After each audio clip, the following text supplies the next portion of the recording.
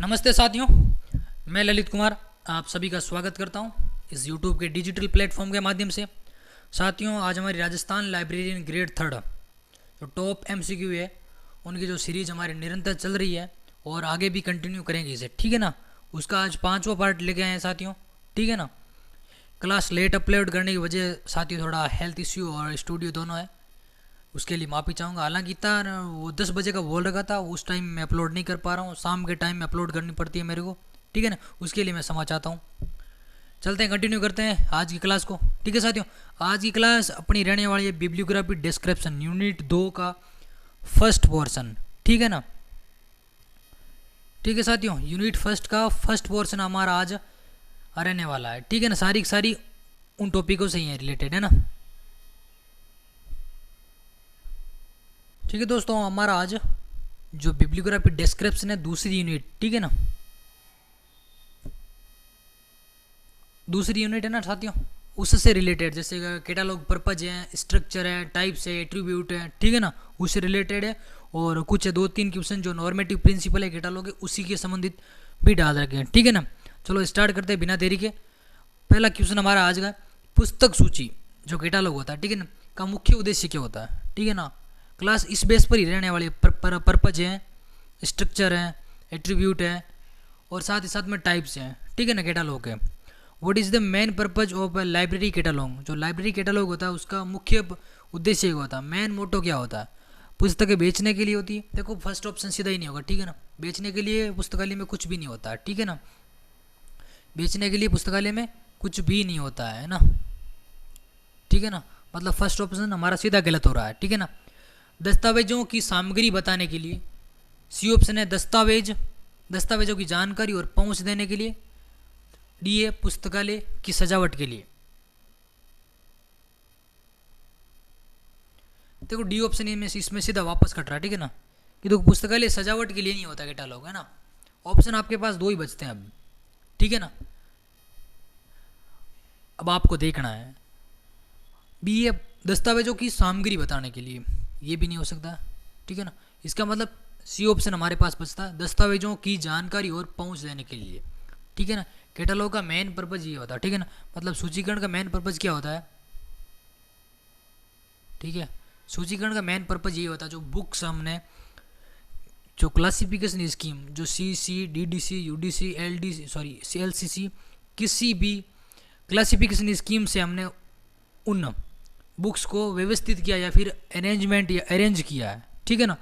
उन बुक तक वापस पहुंच बनाने के लिए हमें कैटालॉग बनाने पड़ते हैं, ठीक है ना।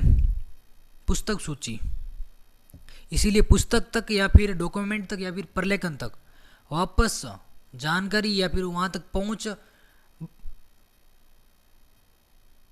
एक मिनट, हाँ नहीं, वापस पुस्तकों तक पहुंच,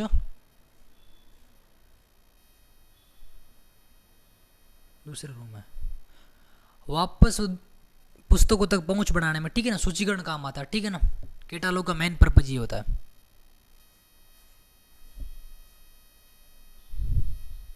चलते हैं आगे।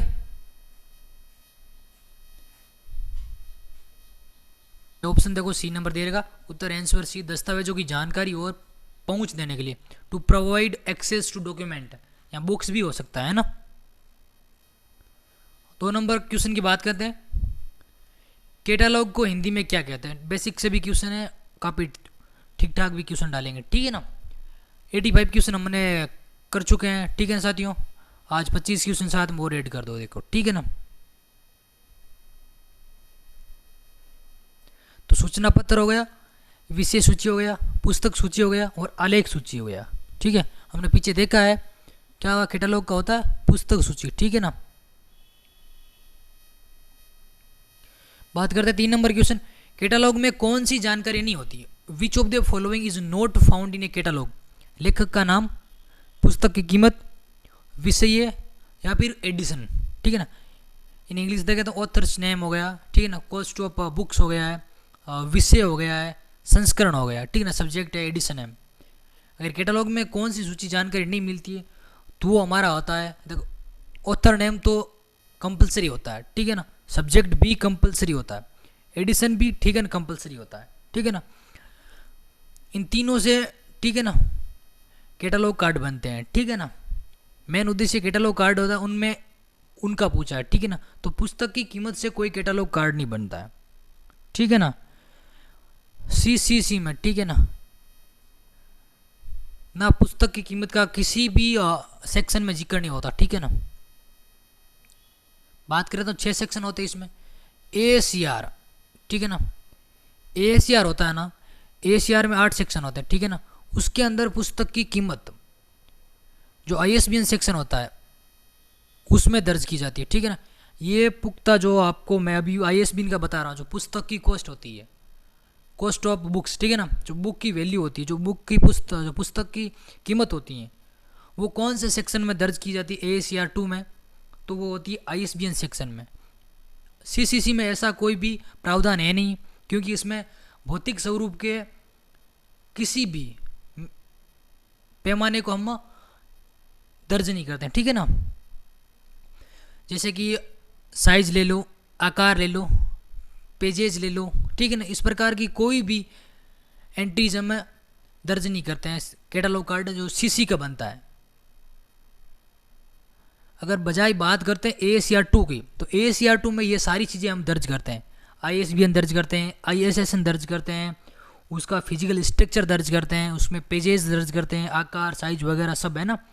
लेकिन सीसीसी में ये सब नहीं करते हैं, ठीक है ना। ये मोटा मोटी एक डिफरेंस कह सकते हैं, ठीक है ना। इसका मतलब इसमें बी ऑप्शन हमारा सही होने वाला है, ठीक है ना। पुस्तक की कीमत की जानकारी नहीं होती है कैटलॉग कार्ड में, ठीक है ना। पुस्तक की कीमत, बात करते हैं 4 नंबर क्वेश्चन। क्लासिफाइड कैटलॉग का प्रमुख गुण क्या है? What is the main feature of A classified catalogue? लेखक के अनुसार क्रम में, विषयों के अनुसार क्रम में, शीर्षक के अनुसार क्रम में, क्रम संख्या के अनुसार, अकॉर्डिंग टू क्रमांक है, टाइटल है, सब्जेक्ट है या फिर ऑथर है। अगर क्लासिफाइड कैटलॉग का अगर प्रमुख मेन फीचर देखें, ठीक है ना, तो मेन फीचर उसका सब्जेक्ट होता है, ठीक है ना। विषयों के अनुसार उनके क्रम होते हैं, ठीक है ना। लेखक नहीं होता, ठीक है ना क्रम संख्या होती, ना टाइटल होता, ठीक है ना। मेन अगर फीचर देखें तो विषयों के अनुसार होता, ठीक है ना, अकॉर्डिंग टू सब्जेक्ट, ठीक है ना। जो उनका सीरियल नंबर होता है सब्जेक्ट के अनुसार होता है, ठीक है साथियों, विषयों के अनुसार क्रम, ठीक है ना। बात करते हैं 5 नंबर, डिक्शनरी कैटलॉग किस पर आधारित होता है? Dictionary catalogue is based on अनुक्रम, इन्योर्मेटिव है, वर्णक्रम मतलब अल्फाबेटिकल कोडर है, या फिर दशमलव पद्धति है, या फिर पीएमएसटी है। बताओ, देखो बढ़िया क्वेश्चन, ठीक है ना। 5 नंबर का 5 नंबर जो डिक्शनरी कैटलॉग है वो अल्फाबेटिकल है, ठीक है ना, अल्फाबेटिकल ऑर्डर, ठीक है ना इन्योर्मेटिव है, ना दशमलव है, ठीक है ना, पीएमएसटी, ये चीज़ें देखो अब 2 ऑप्शन सीधे कट है, ठीक, सी और डी तो हम सीधे इनको कट कर सकते हैं। अब इन्योर्मेटिव ये नहीं चीज़ें, या फिर अनुक्रम कह सकते हैं, या फिर वर्णक्रम, इनमें थोड़ा कन्फ्यूजन है, ठीक है ना। तो आपको वर्णक्रम विशेष तौर से ध्यान रखना है, ठीक है ना। आपको डीडीसी का क्या अगर पूछे रिलेटिव इंडेक्स का, ठीक है, डीडीसी में रिलेटिव इंडेक्स, ठीक है ना, डीडीसी में रिलेटिव इंडेक्स अगर पूछे कि कौन से क्रम में व्यवस्थित है, तो आपको यही बताना है अल्फाबेटिकल ऑर्डर में, ठीक है ना। डीडीसी की रिलेटिव इंडेक्स किस बेसिस पर काम करती है? तो अल्फाबेटिकल बेसिस, ठीक है ना, अल्फाबेटिकल ऑर्डर पर, ठीक है ना।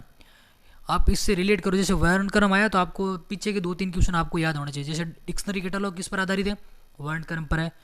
डीडीसी का जो रिलेटिव इंडेक्स है, जो सापेक्षक सूचकांक है, वो भी इस क्रम या इस ऑर्डर पर आधारित है, ठीक है ना। इसी प्रकार आप 2-3 क्वेश्चन रिलेट और करो अल्फाबेटिकल ऑर्डर पर, और कौन कौन सी पद्धतियाँ हैं जो इस पर बेस में है, ठीक है ना। जैसे एनालिटिको सिंथेसिस आता है तो आपको आपके मन में देखो इस प्रकार को एनालिटिको सिंथेसिस अगर आता है तो आपके मन में सीसी आनी चाहिए, दूसरी यूडीसी आनी चाहिए, ठीक है ना, कि हाँ बिल्कुल सीसी भी होती है, यूडीसी भी है। अगर कहीं ना कहीं बात करें डीडीसी में, ठीक है, तो डीडीसी में इस प्रकार के 18वें संस्करण के संदर्भ में कुछ देखने को मिलते हैं एनालिटिक मतलब विश्लेषण और संश्लेषण वगैरह, ठीक है ना। कुछ बाहर से एकल जोड़े जाते हैं अंदर, ठीक है ना, इसीलिए ऑलमोस्ट एन्योर्मेटिव कहलाती है डीडीसी, ठीक है ना। पूर्णतः पक्षात्मक, सॉरी पूर्णतः परिगणनात्मक नहीं है, लगभग परिगणनात्मक डीडीसी कहलाती है पद्धति, है ना। वो इसी कारण कहलाती है क्योंकि 18वें संस्करण के अंदर इस प्रकार के एकल देखने को मिलते हैं जहाँ हमने बनाए हैं, ठीक है ना, उसको वापस विश्लेषण करते हैं, संश्लेषण करते हैं, इसी प्रकार उसको ऑलमोस्ट एन्योर्मेटिव बोलते हैं, ठीक है ना, लगभग परिगणनात्मक। वजह यही है 18वां संस्करण में विश्लेषण संश्लेषण विधि होती है, ठीक है ना। अगर डीडीसी में आपको पूछे कि लगभग परिगणनात्मक क्यों है, तो आप ऐसे बता सकते हो कि इस क्लास इसमें 18वें संस्करण के संदर्भ में विश्लेषण संश्लेषण विधि को अपनाया गया है, इसीलिए एक डीडीसी पद्धति डेविड डेसिमल क्लासिफिकेशन है जो वो एक ऑलमोस्ट एन्योर्मेटिव के अंतर्गत आती है, ठीक है ना। अब सीसीसी है, जो सीसी है इसमें फर्स्ट सेकंड थर्ड ए परिवर्तनीय है, 4 5 6 ऑलमोस्ट फेसेटेड है, और 7वां संस्करण पक्षात्मक है, ठीक है ना, फुल्ली फेसेटेड है। अगर फुल्ली इन्योर्मेटिव की बात करें, हमने कल बात की है, आर है, राइडर है, लाइब्रेरी ऑफ कांग्रेस है, ठीक है ना। एक और पद्धति आपको मैंने पूछा था, अगर आप किसी ने कमेंट में जवाब नहीं दिया, ठीक है ना, वो आपको ढूंढना है, बताना है, वर्णन करना है ना। बात करते हैं 6 नंबर क्वेश्चन की, सी किसने बनाया, ठीक है ना। हम सीधा इसमें देखेंगे नहीं, रंगनाथन महोदय ने बनाया सी, ठीक है ना। एक छोटा छोटी अगर इसमें देखें मोटा मोटी हम रिवीजन कर लेते हैं, क्वेश्चन आया है तो इसको सीधा रिवीजन करते हैं, ठीक है ना। 1934 में सी रंगनाथन महोदय द्वारा प्रतिपादित की, ठीक है। इनके 5 संस्करण प्रकाशित हो चुके हैं, ठीक है। 45 हो गया, 51 हो गया, ठीक है, 58 हो गया, ठीक है, लास्ट हुआ 1964 है, ठीक है। कोई बुक्स 60 भी मानते हैं, ठीक है। दोनों आंकड़े आपको एक माइंड में फीचर के तौर पे सेट करना है, ताकि दोनों अगर आपको देखने को मिलते हैं, अगर 60 देखने को मिलते हैं तो 60 को आप करेक्ट करो, अगर आपको 64 देखने को मिलते हैं तो 64 करेक्ट करो, तो आपको कंफ्यूज नहीं होना इन दोनों में ना।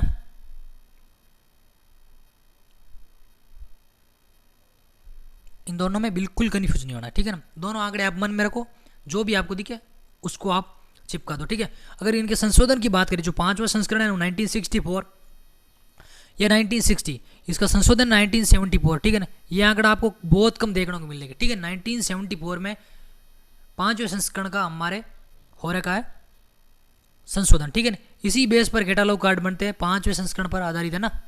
जो कैटालॉग कार्ड बनते हैं 5वें संस्करण के आधारित पर ही बनते हैं, ठीक है ना। अगर बात करें थोड़ी बहुत और सीसी की, अगर सीसीसी की, ठीक है,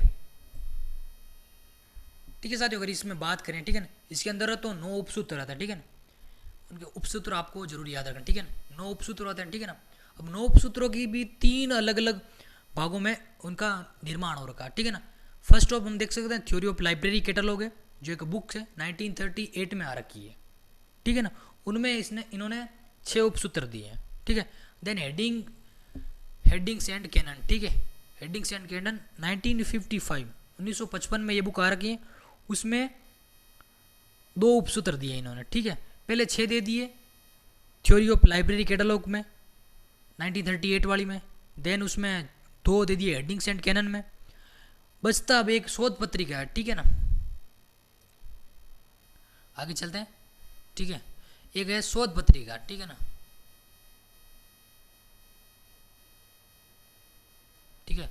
शोध पत्रिका नाम क्या है, library science with a slant to documentation 1969, आकबर की 1969, ठीक है। अंतिम उपसूत्र जो रिकॉल वैल्यू है, ठीक है ना, रिकॉल वैल्यू, जो रिकॉल वैल्यू है अंतिम जो पुनः स्मरण वाला, ठीक है, ये इस शोध पत्रिका में या फिर स्लाइड टू डॉक्यूमेंटेशन जो शोध पत्रिका इसमें 1969 में इस उपसूत्र को दिया, ठीक है ना। इस प्रकार रंगनाथन ने सूचीकरण के 9 उपसूत्र दे दिए हैं, ठीक है ना।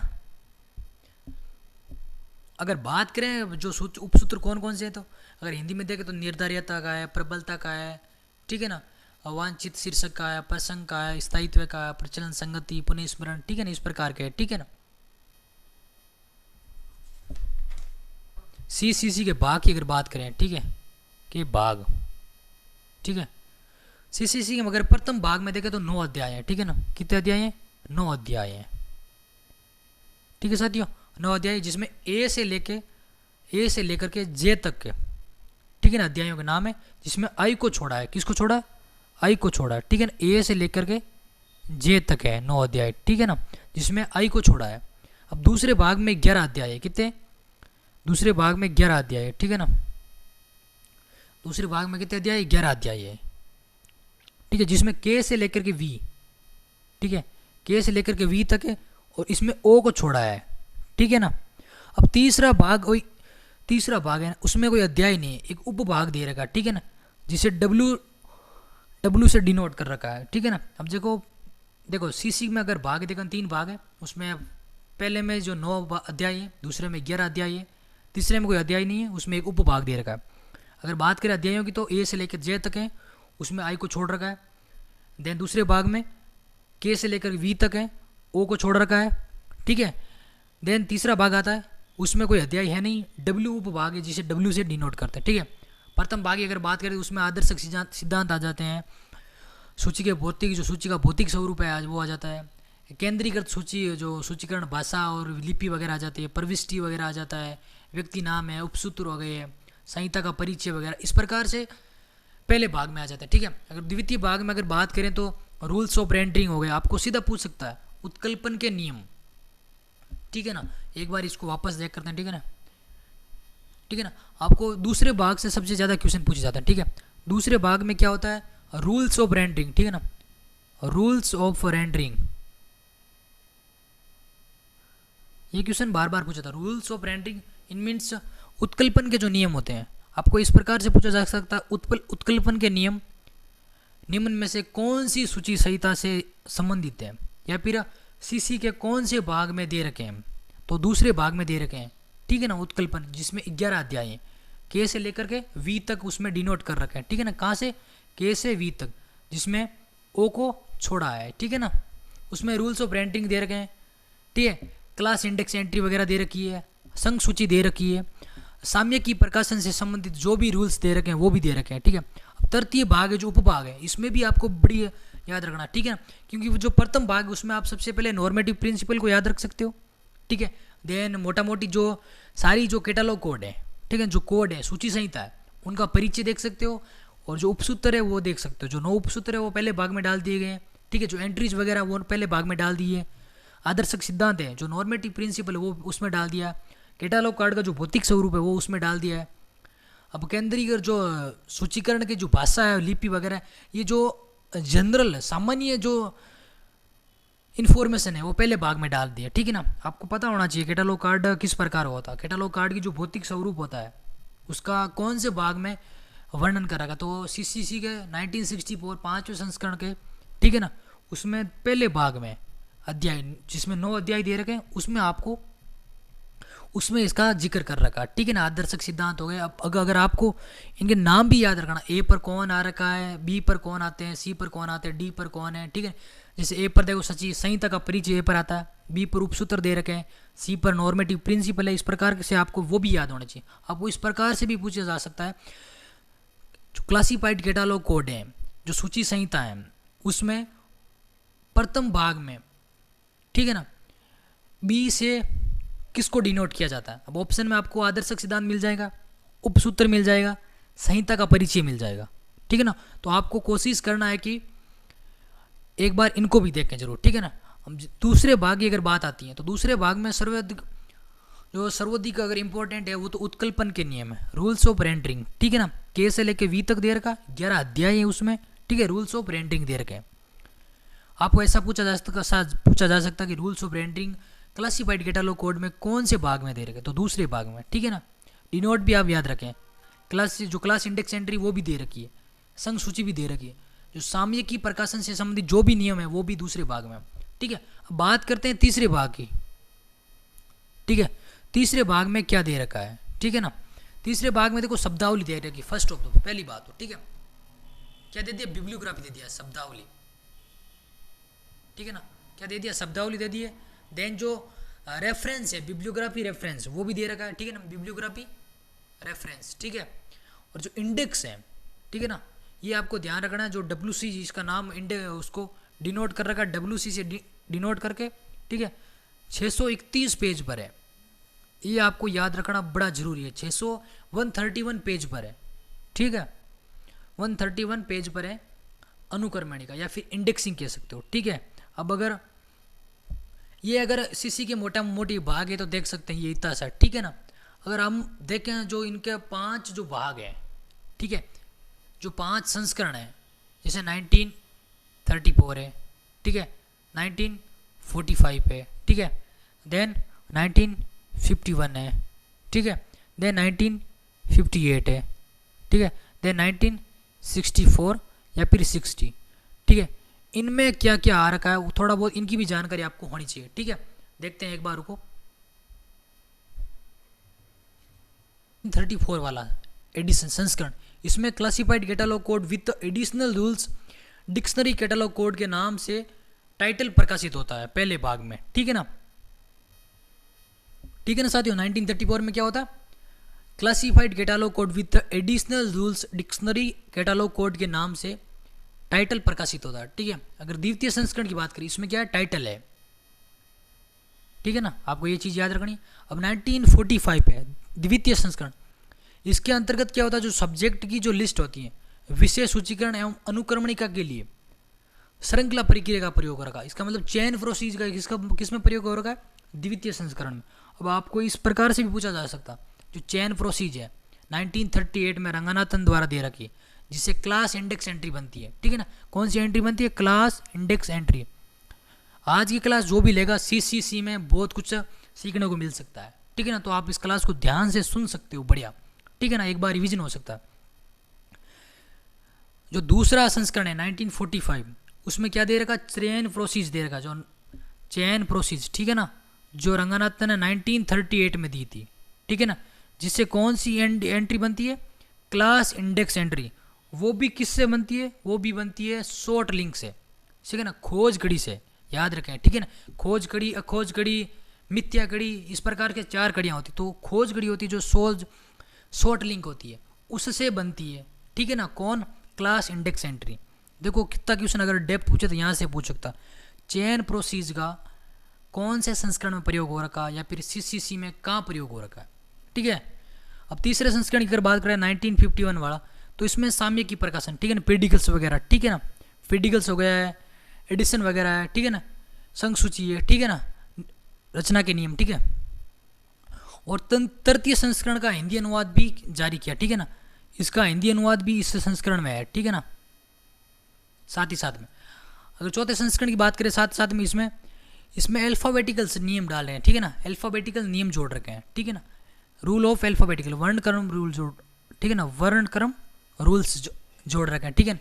साथ ही साथ में INB के नियम दे रखे हैं, ठीक है ना, ये याद रखना, ठीक है ना, INB वाला ये पूछ सकता है अगर, ठीक है ना, इसको आप विशेष तौर से याद रखना, ठीक है ना, ये INB वाला है ना, INB वाला पूछ सकता है कि INB है जो राष्ट्रीय ग्रंथ सूची के लिए पूरक नियम कौन से संस्करण में निर्धारित है, CCC के, तो आपको बताना चौथे संस्करण में, ठीक है, 1958 में।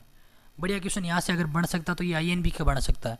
हालांकि अधीनस्थ बोर्ड इतने गहराई वाले क्वेश्चन नहीं पूछने वाला है, अगर पूछ भी ले तो आपको ये चीज़ ध्यान रखना है, ठीक है। पांचवें संस्करण की अगर बात करें 1964 में, जिसमें केंद्रीय सूचीकरण व अपारंपरिक जो अपरंपरागत प्रलेख है उनको शामिल कर रखा, ठीक है ना। केंद्रीय सूची एक तो, ठीक है ना, एक तो केंद्रीय सूची और जो एक अपरंपरागत जो प्रलेख है उनको साथ ही साथ में इसमें शामिल कर रखा, ठीक है ना साथियों।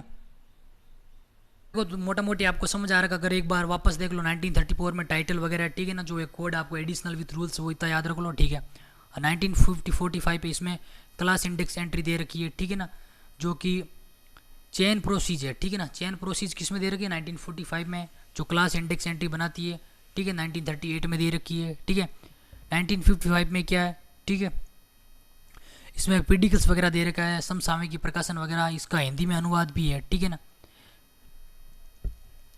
ठीक है साथियों, चलते हैं आगे ना। 7 नंबर का क्वेश्चन है, कैटलॉग में मेन एंट्री का अर्थ क्या होता है, what is the meaning of main entry in A catalogue, ठीक है। पुस्तकालय की मुख्य सूची, पुस्तकालय की एकमात्र प्रविष्टि, वे प्रविष्टि जिसमें पुस्तक की पूर्ण जानकारी हो, या फिर विषय सूची, ठीक है। अगर इसमें बात करें तो, ठीक है, तो वे प्रविष्टि जिसमें पुस्तक की पूर्ण जानकारी हो, ठीक है ना, मेन एंट्री वही होती है, ठीक है ना, सी ऑप्शन हमारा सही हो जाएगा, वे प्रविष्टि जिसमें पुस्तक की पूर्ण जानकारी हो। बात करते हैं 8 नंबर क्वेश्चन, एनालिटिकल एंट्री किसे कहते हैं, ठीक है ना, बढ़िया क्वेश्चन पूछा है। समिष्टा प्रविष्टि को कहते हैं, या फिर वृत्तांत प्रविष्टि को, या फिर पुस्तक में निहित भाग की प्रविष्टि को, या फिर मुख्य प्रविष्टि को। बढ़िया क्वेश्चन है देखो, ठीक है ना। तो जो पुस्तक में निहित भाग की जो प्रविष्टि होती है ना, ठीक है ना, उसे बोलते हैं एनालिटिक, ठीक है। अब आप ये बताओ, जो एनालिटिक एंट्री है, ठीक है ना, ये कौन सी एंट्री का भाग है, कमेंट में आप जरूर बताएं, ठीक है ना। ये वाला बढ़िया क्वेश्चन इस प्रकार का, पुस्तक में निहित भाग की प्रविष्टि, entry for part of a document, ठीक है ना। बात करते हैं 9 नंबर, क्लासिफाइड कैटलॉग का एक उदाहरण है। अब सीधा दिखता है इसमें डेविड कैटलॉग कोड है, या फिर ACR2 है, CCC है, मार्क है, तो इसमें अपना सीधा हो जाएगा CCC, ठीक है ना। डेविड कैटलॉग का भाई आप ये बताओ, ठीक है ना। ACR कैटलॉग कोड 1978 वाला है, ठीक है ना। मार्क आपको सब पता है, USA प्लस कैन मार्क बन के आपस में मिल करके मार्क 21 बना दे, ठीक है ना। बनाने वाले कौन है, LOC, ठीक है ना, C, ठीक है ना, CCC। बात करते हैं 10 नंबर क्वेश्चन, अल्फाबेटिकल और क्लासिफाइड कैटलॉग में अंतर क्या है, सीधा पूछ लिया। वर्णक्रम और जो वर्गीकृत सूची संहिता है उनमें अंतर क्या है, what is the difference between alphabetical and classified catalogue. कोई अंतर नहीं है, एक विषय आधारित, दूसरा वर्णक्रमिक होता है, एक पुराने संस्करण में होता है, या एक प्रिंट एक ऑनलाइन होता है। बताओ आप, थोड़ा सोचो। तो ये क्या होता है कि एक विषय आधारित होता है और दूसरा वर्णक्रमिक होता है, ठीक है ना। विषय आधारित तो कौन हो गया, क्लासिफाइड वाला हो गया, और वर्णक्रम पर कौन सा, अल्फाबेटिकल वाला, ठीक है ना। बी ऑप्शन इसमें सही हो जाएगा। याद रखना, विषय आधारित कौन सा होता है, क्लासिफाइड होता है, याद ये रखें, ठीक है ना।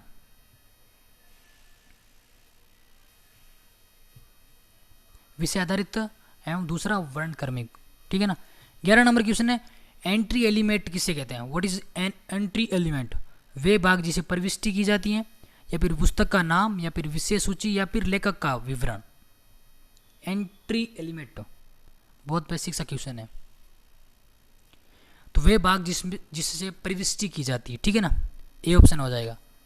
वे भाग जिससे प्रविष्टि की जाती है वो एंट्री एलिमेंट कहलाता है, ठीक है ना। वे भाग जिससे प्रविष्टि की जाती है, part by which the entry is arranged. 12 number का क्वेश्चन हमारा, क्लासिफाइड कैटलॉग में कॉल नंबर, ठीक है, किसके आधार पर होते हैं। In classified catalogue code call number is based on लेखक, शीर्षक, विषय वर्गीकरण संख्या, या फिर ISBN। ये क्वेश्चन शानदार है।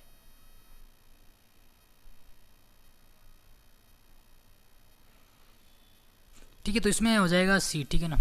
विषय जो वर्गीकरण संख्या होती है, ठीक है ना, क्लास नंबर होते हैं, ठीक है ना, वही कॉल नंबर, ठीक है। कॉल नंबर की अगर बात करें CCC में, ठीक है, तो पेंसिल से लिखे जाते हैं, ठीक है ना, ये कंपलसरी होता है CCC में, ठीक है। लेकिन ACR2 में, ठीक है, ACR2 में ये चीज़ कंपलसरी नहीं होती है, ठीक है ना साथियों। और कॉल नंबर कौन से सेक्शन में लिखे जाते हैं, तो लीडिंग सेक्शन में ना, लीडिंग सेक्शन में कॉल नंबर दर्ज किए जाते हैं CCC में, ठीक है ना। अगर अनुच्छेद में विषय वर्गीकरण की संख्या या फिर क्लास नंबर, ठीक है ना। इंग्लिश वाला थोड़ा, अगर आपको इंग्लिश देने की साथ साथ मुश्किल, माफी चाहूँगा, इंग्लिश हो तो इजी होता है क्वेश्चन, पहली बात तो, ठीक है ना। अपने को प्राथमिकता इंग्लिश में ही देखना, आपको अगर हिंदी में समझ नहीं आया तो उसको इंग्लिश में पढ़े आप क्वेश्चन, डेफिनेटली आपको समझ आ जाएगा। बात करते हैं 13 number question,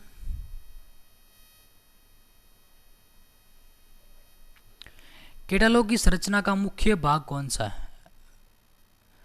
which is the primary structural component of A catalogue.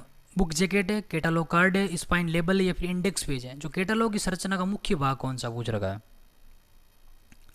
सबको पता है कैटलॉग कार्ड, जो कैटलॉग की संरचना का मुख्य भाग कौन सा होता है, कार्ड ही होता है, पत्रक होता है ना। हिंदी में पूछे तो अगर पत्रक बोलना है, ठीक है ना, पत्रक, ठीक है ना, कैटलॉग कार्ड, ठीक है। अब 14 नंबर की, एडेड एंट्री किस लिए बनाई जाती है। Duplicate, why is an added entry created, ठीक है, डुप्लीकेट बनाने के लिए, विकल्प के रूप में अतिरिक्त पहुंच देने के लिए, या फिर पुस्तक छिपाने में। आंसर है देखो, थोड़ा मिस्टेक, इसको नीचे डालना था, नेक्स्ट पेज में डाला नहीं, कोई बात नहीं। अब इसमें दे दिया पुस्तक बेचने में, देखो बेचने वाला तो होता ही नहीं है, लाइब्रेरी में बेचने का सिस्टम ही नहीं है, छिपाने वाला भी नहीं है, ठीक है ना। अब डुप्लीकेट बनाने का या फिर विकल्प के रूप में अतिरिक्त पहुंच देने वाला, ठीक है, क्योंकि एडेड एंट्री का क्या होता है, या फिर अतिरिक्त या फिर सहायक, ठीक है ना, या इतर प्रविष्टि, या फिर इस प्रकार से आप बोल सकते हो, है ना, ठीक है ना। हिंदी में रूपांतर अगर इसका देखें तो इतर प्रविष्टि हो जाएगा, या फिर सहायक होगा, या फिर अतिरिक्त, ठीक है ना, अल्टरनेटिव। बात करते हैं 15 नंबर, जो सेल्फ लिस्ट क्या है। What is the self list? पुस्तकालयों के कर्मचारियों की सूची है, पुस्तकालयों की कीमत सूची है, पुस्तकों की अलमारी में स्थिति के अनुसार सूची है, या फिर ऑनलाइन सूची है।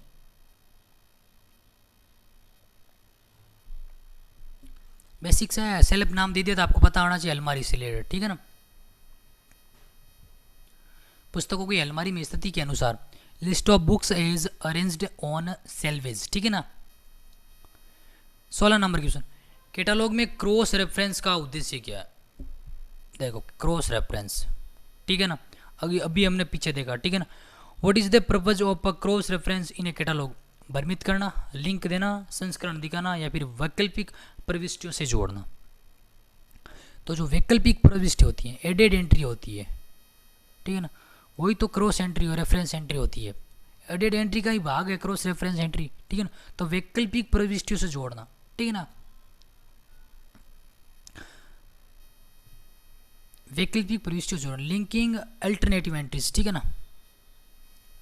ये देखो सी या फिर सी ऑल्सो का प्रयोग किस प्रकार के कैटालॉग में होता है? See and see also reference was are used in which type of catalogue? Classified है, ऑथर है, टाइटल है, ठीक है। इसमें आप बताओ, ठीक है ना, डिक्शनरी हो जाएगी, ठीक है ना। अगर एस या 2 दे रखा होता ना, उसमें भी होता है सी ऑल्सो, ठीक है ना। हालांकि क्लासिफाइड कैटालॉग कोड में भी होता है, ठीक है ना, लेकिन अगर इसके प्रश्न के अनुसार और इन ऑप्शनों का अकॉर्डिंग देखें तो डिक्शनरी होगा, ठीक है ना, डिक्शनरी कैटालॉग। 18 नंबर क्वेश्चन है, ऑनलाइन कैटालॉग को क्या कहना जाता है? अब सब जानते हैं, ई कैटालॉग है, ओपेक है, ई लाइब्रेरी, वेब लिस्ट है, ठीक है ना। ई लाइब्रेरी और ई कैटालॉग, वेब लिस्ट कुछ नहीं है, ठीक है ना। ओपेक ऑनलाइन, ठीक है, online public access, sorry access publication, ठीक है ना। अब बताओ ऑनलाइन जो ओपेक आया कब, ठीक है ना, ओपेक आया कब है, ठीक है ना। ओपेक की अगर बात करें तो एक ही लाइब्रेरी में जो कैटालॉग कार्ड काम करता है, कैटालॉग कार्ड एक फिजिकल फॉर्म में रहता है, लेकिन ओपेक ऑनलाइन फॉर्म में रहता है, ठीक है ना। काम दोनों का सेम ही है, पुस्तकालयों में पुस्तकों तक पहुंच प्रदान करना, ठीक है ना। OPAC online public access catalogue, ठीक है। 19 नंबर का क्वेश्चन है, कैटालॉग की कौन सी प्रविष्टि पुस्तक के संपूर्ण विवरण को दर्शाती है? Which catalogue entry gives a complete bibliography information of a books? Short entry देती है, या फिर एनालिटिकल एंट्री देती है, या फिर मेन एंट्री, या फिर एडेड एंट्री? एकदम बेसिक सा क्वेश्चन है, बहुत इजी वाला है, ठीक है ना। तो सब जानते हैं जो मेन एंट्री है, मेन एंट्री में पुस्तक की संपूर्ण विवरण मिलता है, ठीक है ना। किस में मिलता है? मेन एंट्री में, ठीक है ना। एडेड एंट्री में क्या मिलता है? अतिरिक्त जानकारी मिलती है, ठीक है ना। अगर आपको पूछा जाएगा अतिरिक्त जानकारी अतिरिक्त जानकारी जो कैटालॉग कार्ड में कहाँ पर मिलेगी, तो एडेड एंट्री में मिलेगी, ठीक है ना। जैसे अगर 2 लेखक दे रखे, ठीक है ना, 2 लेखक दे दिया आपको, ठीक है, 2 लेखक दे रखे। अब 2 लेखकों में से प्रधान लेखक होगा वो मेन एंट्री में चला जाएगा। अब जो बच्चा है अतिरिक्त है वो किस में चला जाएगा? एडेड एंट्री में, ठीक है ना। इसीलिए एडेड एंट्री, अगर क्वेश्चन इस प्रकार से पूछा आपको कैटालॉग की कौन सी प्रविष्टि में अतिरिक्त जानकारी दर्शाती हैं, तो हो जाएगी एडेड एंट्री, ठीक है ना। एक ही क्वेश्चन के सीधे 2 क्वेश्चन बन रहे हैं, ठीक है ना। Main entry. 20 नंबर क्वेश्चन है, सी और AACR2 में मुख्य अंतर पूछा है। देखो what is the main difference between CCC and AACR2? दोनों एक जैसे हैं? बिल्कुल नहीं है, ठीक है ना, दोनों एक जैसे नहीं है, ठीक है ना। CCC केवल भारत में प्रयोग है, AACR अंतर्राष्ट्रीय। CC कंप्यूटर का प्रयोग करते हैं, देखो ये अंग्रेजी वाला, ये सारे ऑप्शन खराब, ठीक है ना, क्योंकि CCC केवल भारत में प्रयोग होती है और AACR इंटरनेशनल लेवल पर कार्य करती, ठीक है ना, ठीक है ना। क्योंकि भारत में भी सर्वाधिक अगर यूज होने वाली अगर क्लासिफिकेशन स्कीम है तो DDC है। आप कभी देखो, अगर कभी मेडिकल पर जाओ वहाँ पर भी आप देख सकते हो, वहाँ पर भी DDC पद्धति अपनाएगी। आप उप स्वास्थ्य चिकित्सा केंद्र में आप जाना, जहाँ मेडिकल स्टोर होता है जो निःशुल्क दवाई वितरण के अंदर होता है, ठीक है ना, वहाँ आप जाना, वहाँ पर आपको स्पष्ट बाहर लिखा होगा DDC, David decimal classification scheme से जो उनके अंदर दवाइयाँ हैं वो उसको व्यवस्थित कर रखी है, ठीक है ना। इसी प्रकार आप लाइब्रेरी में चले जाओ, आपको ज़्यादातर DDC मिलने वाली है, ठीक है ना, क्योंकि CCC कठिन है और DDC एकदम सरल और साधारण है, क्योंकि इसमें मेन रीज़न है इन्फॉर्मेटिव, इसमें सारे कुछ बनाए बनाए मिलते हैं, ठीक है ना, सारे वर्गांक बनाए बनाए मिलते हैं, कोशिश नहीं करनी पड़ती है इंसान को, ठीक है ना, मेहनत नहीं करनी पड़ती है, सीधे उठाए और टाइटल बनाया और चिपका दिया, ठीक है ना, वर्गांक बनाया चिपका दिया, ठीक है ना, इसीलिए ज़्यादातर DDC का प्रयोग होता है। बात करते हैं 21 नंबर, कैटालॉग के नॉर्मेटिव प्रिंसिपल किसने प्रतिपादित किए। जो कैटालॉग, यहाँ देखो सॉरी थोड़ा कैटालॉग नहीं है, ठीक है ना, यहाँ क्लासिफाइड कैटालॉग कोड होगा, ठीक है ना। देन DV हो गया, ऐसा रंगानाथन है, CA कट्टर है या फिर जेरा, तो ऐसा रंगानाथन हो जाएगा, ठीक है ना, रंगानाथन महोदय जी हमारे 1934 में, ठीक है ना। आप ये बताओ जो जेवेट कोड है कमेंट में, ठीक है, जेवेट कोड है कब आया, ठीक है। दूसरा प्रश्न आपके लिए BMC है, ठीक है, इसमें पहले 91 रूल्स हुए करते हैं, 91 नियम थे पहले, कितने थे 91 रूल थे। अब वर्तमान में इसमें इसके कितने रूल कर दिए वो बताना है और इसके आपको संस्करण बताने हैं, ठीक है ना। आज के आपको 3 या 4 क्वेश्चन है जो आप जरूर कमेंट में बताएं, आपसे निवेदन है, ठीक है ना। सारा रंगानाथन हो गए। बात करते हैं 22 नंबर क्वेश्चन, नॉर्मेटिव प्रिंसिपल्स का उद्देश्य क्या है, what is the main purpose या फिर purpose of normative principle of cataloguing, वर्गीकरण को सरल बनाना या प्रविष्टियों को संपूर्ण और तर्क संगत बनाना, या फिर रेक होती है ना जो सेल्वेज होती है, ठीक है ना, रेक व्यवस्था करना या फिर दस्तावेज स्कैन करना। देखो स्कैन का तो लफड़ा है ही नहीं है, ठीक है ना, अब रेक व्यवस्था वाला पैसा लफड़ा है नहीं, बचे दो है, वर्गीकरण को सरल बनाना, प्रविष्टियों को संपूर्ण और तर्क संगत बनाना, यहाँ कन्फ्यूजन हो जाता है, ठीक है ना। तो नॉर्मेटिव प्रिंसिपल क्या होते हैं, पहले आप ये देखो नॉर्मेटिव प्रिंसिपल में क्या क्या होता है, व्याख्या ही तो है, चीज़ें किस प्रकार अरेंज करनी है, ठीक है ना, व्याख्या तो है चीज़ें किस प्रकार, ठीक है, तो वही है जो प्रविष्टि को संपूर्ण और तर्क संगत बनाना, ठीक है ना। अब देखो ये भी अगर आप देखें, ठीक है, तो फर्स्ट ऑप्शन भी सीधा कट रहा है क्योंकि वर्गीकरण दे रखा है, ठीक है ना। यहाँ बात किसकी हो रही है, कैटालॉग की हो रही है, ठीक है ना। हालांकि पर्सन के अकॉर्डिंग पता नहीं चल रहा है नॉर्मेटिव प्रिंसिपल किसके हैं, नॉर्मेटिव प्रिंसिपल ऑफ कैटालॉग ऐसा देता तो हम सीधा करने की चांसेस रहते, ठीक है। लेकिन यहाँ देखो रैंक व्यवस्था है, दस्तावेज स्कैन है, सारे रिलेटेड किससे, कैटालॉग से, तो अपने को प्रविष्टि आ रखा है, ठीक है ना। एक ऑप्शन हमारा थोड़ा विषम प्रवृत्ति का रखता है, ठीक है ना, इसीलिए अपने को क्वेश्चनों में भी ध्यान रखना है, कोशिश ये रखना है, कभी कभी क्लियर क्वेश्चन नहीं देखने को मिलता अपने को, छोटा या फिर छोटी या शॉर्ट फॉर्म में डायरेक्ट दे दिया जाता, समझने में दिक्कत आ सकती है। तो आप इस प्रकार के क्वेश्चनों की थोड़ी बहुत प्रैक्टिस करके जाएं ताकि आप इन चीज़ों को फर्स्ट टाइम अगर देखो तो प्रॉब्लम्स आपको ना फेस करनी पड़े, ठीक है ना। बात करते हैं हम 23 नंबर क्वेश्चन, कैटालॉग के कैनन ऑफ जो प्रीपोटेंस का क्या तात्पर्य है, सबसे छोटे नाम को प्राथमिकता देना या फिर सबसे लंबे नाम को प्राथमिकता देना या फिर मुख्य तत्व को पहले रखना या फिर लेखक को नजरअंदाज करना, ठीक है। अब देखो लेखक को नजरअंदाज, इसका ऐसा तो कुछ होता ही नहीं है ना, ठीक है ना। सबसे छोटे को प्राथमिकता देना नहीं है, लंबे भी नहीं है, ठीक है ना, मतलब मुख्य तत्व को पहले रखना, ठीक है। जो प्रीपोटेंस होता है ना, प्री का मतलब क्या होता है, आप इसमें चले जाओ, अगर आप दिक्कत ज़्यादा, प्री का मतलब क्या होता है, पहले, ठीक है ना। देन पोस्ट का क्या होता है, बाद होता है, ठीक है ना। अगर इस प्रकार का आप करो तो पहले किस में आ रखा है, मुख्य तत्व को पहले रखना, ठीक है ना। इसका मतलब सी ऑप्शन हमारा सही हो जाएगा, ठीक है ना। आप अगर क्वेश्चन नहीं आएगा तो कोई सा भी लॉजिक लगा सकते हो आप, क्वेश्चन को अगर सही करने के चांसेस ज़्यादा बढ़ रहे हैं अगर, ठीक है ना, तो आप कोई सा भी लॉजिक लगा सकते हो, आप कहीं तर्क संगति जो अपनी बुद्धि है उसका काम ले सकते हो, ठीक है ना। जैसे यहाँ प्रीपोटेंस है तो प्री का मतलब पहले है, ठीक है ना, कोई चीज़ पहले रखी जाती है, मतलब कि मुख्य तत्व को पहले रखना, ठीक है ना कि सब्जेक्ट सबसे छोटे को नाम को प्राथमिकता देना है या फिर लंबे नाम को प्राथमिकता देना, लेखक को नजरअंदाज, ठीक है ना।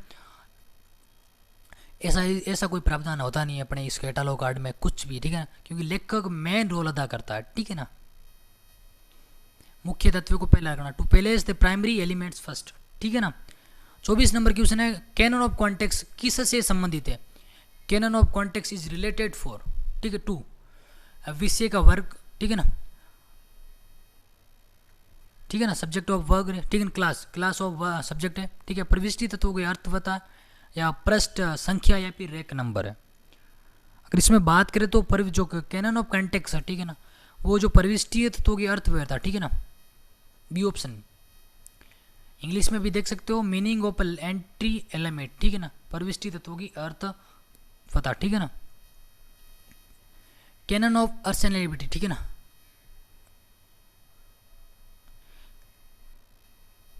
कैनन ऑफ अर्स का उद्देश्य क्या है, ठीक है ना, पर्पज क्या है, ठीक है ना, प्रविष्टि को गुप्त रखना या फिर प्रविष्टि को जटिल बनाना या फिर प्रविष्टि को स्पष्ट और जांच योग्य बनाना या फिर प्रविष्टि को अल्फाबेटिकल बनाना।